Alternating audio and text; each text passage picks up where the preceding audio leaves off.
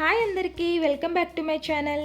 ఈరోజు వీడియోలో చికెన్ కర్రీని ఈజీగా ప్రెషర్ కుక్కర్లో ఎలా చేసుకోవాలో చూపించబోతున్నాను. మీకు టైం లేనప్పుడు క్విక్గా చికెన్ కర్రీని చేసుకోవాలనుకుంటే ఈ ప్రాసెస్లో చేసి చూడండి. మీకు టైం సేవ్ అవుతుంది, అలానే టేస్ట్ కూడా చాలా బాగుంటుంది. బిగినర్స్ అయినా బ్యాచిలర్స్ అయినా ఈ సింపుల్ ప్రాసెస్ని ఫాలో అయిపోండి. మరి జ్యూసీగా స్పైసీగా ఉండే ఈ చికెన్ కర్రీని ఎలా చేసుకోవాలో చూసే ముందు మన ఛానల్ని ఫస్ట్ టైం చూస్తున్నట్లయితే సబ్స్క్రైబ్ చేసుకోండి. ఇంకా రెసిపీ ప్రాసెస్ స్టార్ట్ చేసేద్దామా? ఈరోజు నేను చేసే ఈ చికెన్ కర్రీ 1/2 kg చికెన్తో చేస్తున్నాను. ముందుగా ఈ చికెన్ అంతా నీట్గా వాష్ చేసి పెట్టుకోండి. ఇప్పుడు ఇందులోకి మసాలా కోసం స్టవ్ ఆన్ చేసి ప్యాన్ పెట్టుకొని 1 టేబుల్ స్పూన్ ధనియాలు, 1/2 టేబుల్ స్పూన్ జీలకర్ర, 1/2 టేబుల్ స్పూన్ మిరియాలు, 1/2 టేబుల్ స్పూన్ నువ్వులు, 1/2 టేబుల్ స్పూన్ సోంపు, 2 యాలకులు, 3 లవంగాలు, 4 జీడిపప్పు. ఈ జీడిపప్పు ప్లేస్లో గసగసాలు కూడా వేసుకోవచ్చు. 2 కాశ్మీర్ మిరపకాయలు, చిన్న దాల్చిన చెక్క, ఒక బిర్యానీ ఆకు వేసుకొని లో ఫ్లేమ్లో కలుపుతూ వీటిని డ్రై రోస్ట్ చేసుకోవాలి. ఈ స్పైసెస్ అన్నీ బాగా వేగిన తర్వాత పక్కకి దించుకొని చల్లారిన తర్వాత మిక్సీ జార్లోకి ట్రాన్స్ఫర్ చేసుకుందాం.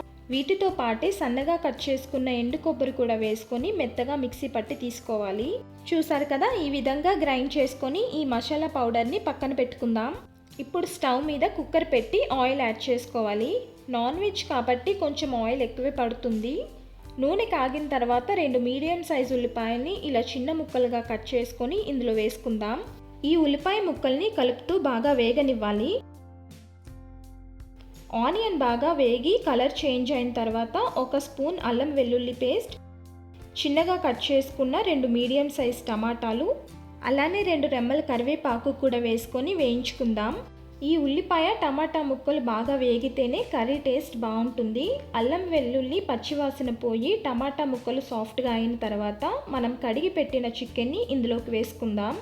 ఈ చికెన్తో పాటే 1/2 స్పూన్ పసుపు, రుచికి సరిపడా ఉప్పును కూడా వేసుకొని అంతా కలిసేలా బాగా మిక్స్ చేసుకున్న తర్వాత చికెన్లోంచి వాటర్ రిలీజ్ అయ్యేలా మూత పెట్టి మీడియం ఫ్లేమ్లో మగ్గించుకోవాలి.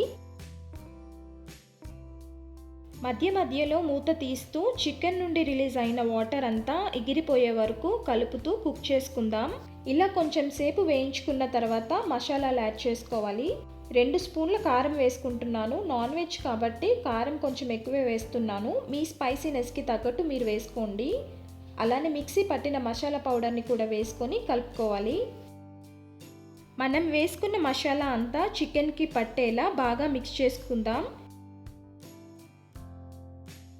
ఈ మసాలాలు బాగా వేగి ఆయిల్ సెపరేట్ అవుతున్నప్పుడు ఈ స్టేజ్లో 2 స్పూన్ల పెరుగు వేసుకుంటున్నాను. ఈ పెరుగు వేసుకునేటప్పుడు స్టవ్ని లో ఫ్లేమ్లో మాత్రమే పెట్టి వేసుకోవాలి. పెరుగుని యాడ్ చేసిన తర్వాత గడ్డలు కట్టకుండా గ్రేవీతో కలిసిపోయేలా బాగా మిక్స్ చేసుకుందాం. చూసారు కదా, పెరుగు బాగా గ్రేవీతో మిక్స్ అయిపోయి ఆయిల్ సెపరేట్ అవుతుంది. ఇప్పుడు మన గ్రేవీ కన్సిస్టెన్సీకి తగ్గట్టు వాటర్ని వేసుకోవాలి. నేను ఇక్కడ 1 కప్పు వాటర్ యాడ్ చేస్తున్నాను. ఇలా వాటర్ యాడ్ చేశాక ఒకసారి కలిపి టేస్ట్ చూసి ఉప్పు కారం సరిపోకపోతే అడ్జస్ట్ చేసుకోండి. ఉప్పు కొంచెం తక్కువగా ఉండడంతో కొద్దిగా సాల్ట్ యాడ్ చేసుకున్నాను. ఇప్పుడు ఒకసారి కలిపి కుక్కర్ మూత పెట్టి మీడియం ఫ్లేమ్లో 2 విజిల్స్ వేయించుకుందాం. 2 విజిల్స్ వచ్చి స్టవ్ ఆఫ్ చేసుకున్న తర్వాత దానంతట అదే ప్రెషర్ అంతా రిలీజ్ అయ్యాక మాత్రమే కుక్కర్ మూత తీసి మళ్ళీ ఒకసారి స్టవ్ మీద పెట్టి ఫైనల్గా కొత్తిమీర అలానే కొద్దిగా క్రష్ చేసిన కసూరి మేతి కూడా వేసుకొని మిక్స్ చేసి 1 నిమిషం పాటు ఉంచి స్టవ్ ఆఫ్ చేసుకుంటే మన simple and tasty chicken curry ready అయిపోతుంది. ఈ ప్రాసెస్లో చేసిన చికెన్ కర్రీ గ్రేవీ ఎక్కువ ఉంటుంది కాబట్టి రైస్లోకే కాదు వెరైటీ రైస్లోకి, బిర్యానీలోకి, రాగి సంగటికి, అలానే చపాతీ, రోటీ, పుల్కా, పరోటా లాంటి వాటికి కూడా బెస్ట్ సైడ్ డిష్ అని చెప్పొచ్చు. మరి నెక్స్ట్ టైం చికెన్ తెచ్చుకున్నప్పుడు నేను చెప్పిన ప్రాసెస్లో ఈ రెసిపీని మీరు కూడా ఇంట్లో ట్రై చేసి ఎలా వచ్చిందో మీ ఫీడ్బ్యాక్ని కామెంట్స్లో చెప్పండి. అలానే వీడియో నచ్చితే లైక్ చేసి మీ ఫ్యామిలీ ఫ్రెండ్స్కి కూడా షేర్ చేయండి.